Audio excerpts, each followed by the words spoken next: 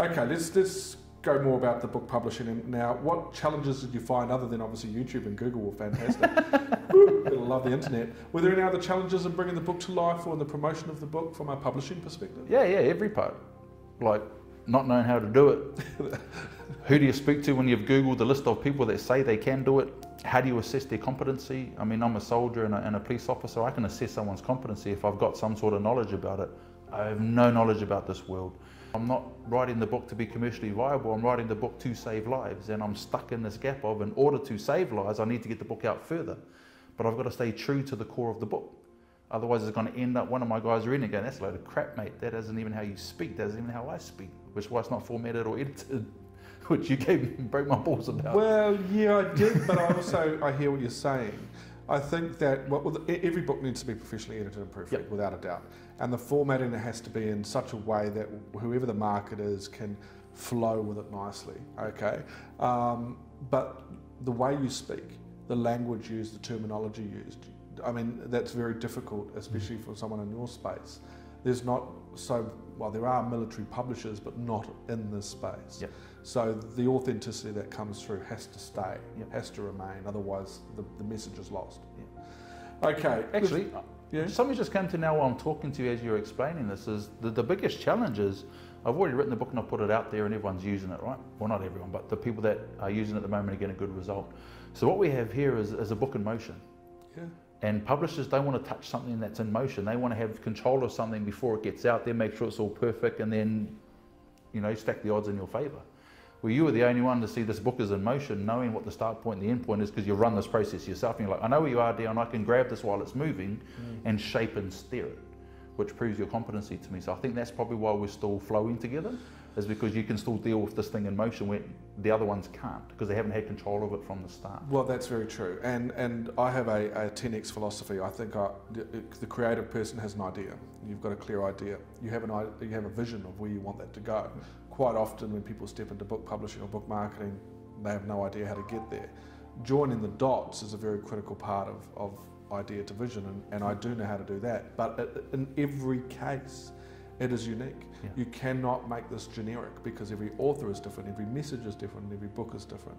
And when you get to know someone, it's like anything, when you get to know them, you start to see parts of that person that you resonate with, and you can understand why they're doing the things they're doing, and you can find areas where you can help. And you're right with what you say about publishers. There's twofold there with traditional publishing. Yes, they want control from the get-go, or you've got to the point where you've proven yourself to be highly successful and they want to then take it from there and good point. And what will be will be. Yeah. But I think fundamentally, you as the creative, as the author, control this, and you make the decisions best for the people. And in your case, this is so important. You have to be the one to make the decisions in the direction of this book. Let's lighten the moment for a bit. Let's tap into who you are. Okay.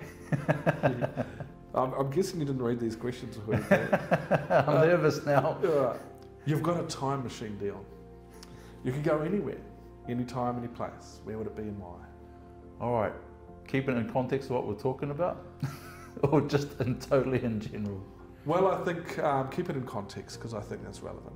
All right, so in regards to the book, definitely I would have gone way back in time, found you first, and gone, right, I've got this great idea on what I need to do. This is my whole strategy. Where do you fit in, and how do we do this properly instead of playing catch up? How's that one? All right, I get that. Now let's go have a bit of fun. Let's have a bit of fun. Let's find out more about Dion. Where would you go? Oh, all right. So everything's about enabling things for your family so you can spend more time together, right? I've done lots of things overseas in order to earn money to come back and spend more time with family, and then actually working against that because I'm away from home trying to earn that money to have more time together. So if I could go all the way back in time, it would be to change some financial decisions that were stupid because I didn't do the research on it. And I wouldn't have gone back just to get the insight so I made the right financial decision. I would have gone back to give myself time to learn the skill required.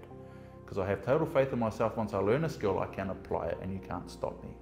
So it's not enough about going back in time, getting lotto numbers and all that sort of stuff. I would go back in time and learn the skills required so that I could operate in that environment with success. I have an interesting observation. I'm now more nervous. Yeah, be nervous, okay? Because I've done a few of these interviews, and this is in context with your book. You coming out of the situation of PTSD and the mission you're on now. Whenever I've asked people this question, we've gone back to 40, 420, AD to the Arc Ages, and we've done all these wonderful magical things. You, in both of your answers, have stayed within you, which means that, to me, this is the observation I'm taking, you're very, very comfortable and in a very love the place you're in right now. The only things you'd want to change if you had a time machine would be relative to decisions you've made. Yep. Which I commend you, bro. It means that coming out of what you've come out of has obviously put you in a place that could not be imagined, which is really encouraging for others that will come out of this, Yeah, definitely. And I say this when I sit down in front of those people. Part of my process is one day, brother, you'll be sitting where I'm sitting, you'll be helping the other person. Wow. So I'm hoping one day I'll be sitting in your chair and a young soldier sitting where I am saying, Dion, I've got this great idea that's going to help our people and I want to write a book, how do I do it? I say, right, listen very carefully, I'm going to take you from step 1 to 5 and then I'm going to introduce you to Superman, he'll take you through the rest.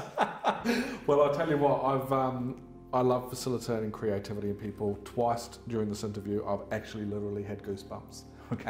And for that alone, it's just priceless. Okay, superpowers. While we're on the focus of Superman, yes, he is the man. But what about you? If you had a superpower, brother, what would it be? I have superpowers.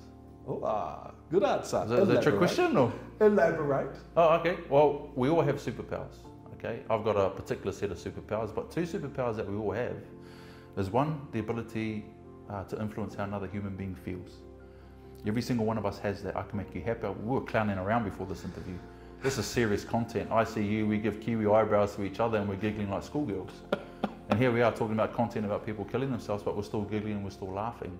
Because that's how we make each other feel. We feel comfortable in the moment. You're living your truth, I'm living my truth. We meet in the middle, we enjoy each other's company. Very much so. I can scare people. I can bully people. I can devalue people. I can scare my kids by how I behave, how I speak, tone of my voice, body language. I can influence how another human being feels. That's powerful. I can uplift them and inspire them and make them feel safe and loved and comfortable and laugh. That's my choice, and every single person has that superpower. The other superpower we have is the ability to shape our environment. So you can be in any house you want to be in, you can be in any country you want to be in, you can wear any clothes you want to be in, you can alter your own body shape if you want to. We have total creative control, not only in what we're doing here with books, but in our lives. So those 2 superpowers, we've all got them. Okay, good answer. Thought it was a trick question. Kind of was. Not anymore. Do you Google yourself, bro? I do, but was back when I was doing more of the confidential type work just to see what my online profile was. I do a little bit more now to see what's popular because more and more people are searching me and I'm making sure that's orientating more towards my LinkedIn profile. And obviously the book stuff's coming up now. I'm with my marketing manager, being able to stick there and have one sort of message to the market has been huge, and the book is that content within that marketing message. That's that tool that's been used to run through that. Fantastic. Well, I have Googled you, and I Googled you when I first came across you, and you've magnified by 100. Oh wow. So that is, it goes to show the work you've done is actually starting to pay off. Okay, if you could tell your younger writing self something that you've learned in this process. Here we go. How much time have we got for this? Yeah, well, man, this is all You're about... not to slap yourself as a younger writer. Because the thing is that people watch this and they're trying to gain insight. You're a man on a mission, a very profound and valuable mission. So I'm speaking to other authors and other creatives here. And me, because I'm sure as hell want to know too. Okay. What would you tell your younger writing self, considering what you've learned now? Stop considering everything. Just let it go, man. Okay. All right. Let me rephrase that question. No, that's what I would say to my younger self. Oh, right. Okay. You're trying to structure everything here, Dion. You're trying to be the soldier. Chapter this, objective this, outcome that. Chapter this, objective this, outcome that. That fits into this. That's that thing. Just let it flow, man. Okay. Just take the flipping blinkers off and just free record and just get everything down. Just let it all out there. Have you had a lot to do with many other authors since you've been published? No. I have a relationship with Stephen K. Scott, who's a New York Times best-selling author, and I'm just a fan of his books. He's the only author I know. I'm actually meeting more authors through this process. I probably met the most authors walking in here today. I met Eric Bailey at a business thing, and then I'm Googling him and published by Ocean Reeve. I'm like, there's another one. I think that why I asked that question is because writers, when they step into this process, they have a preordained thought that, I've got to structure everything. I'm telling you now that if you just don't let it flow, you don't bring out the best. So I think that insight that you'd give your younger writing self is a good one. Well, I don't consider myself a writer. Sorry to cut you off the Ocean. I mean, Yeah. I'm not an author, I'm a soldier. So it feels really weird when I look at other people's books, like that poor gentleman that was here before, when he fantastic looking. It mate, looks like a real book. No, it's formatted and edited. He looked at me like I was, of course it's a real book. Because I don't consider myself a writer. I mean, Gary Sinisa's got my book. And I got a message back from Gary Sinisa's people saying, Gary appreciates compelling literature. Well, I don't consider this compelling literature, mate. It's just a message. So just so for people that don't know, Gary Sinise is the actor Colonel Dan or Lieutenant Dan. Lieutenant Dan in Forrest Gump. Yeah, well that's massive. Yeah, we can't endorse anything obviously, but I'm a huge fan of his because of the stuff he does for veterans. I just send him a copy of the book. I think, okay, this isn't part of this. Do you consider yourself a creative?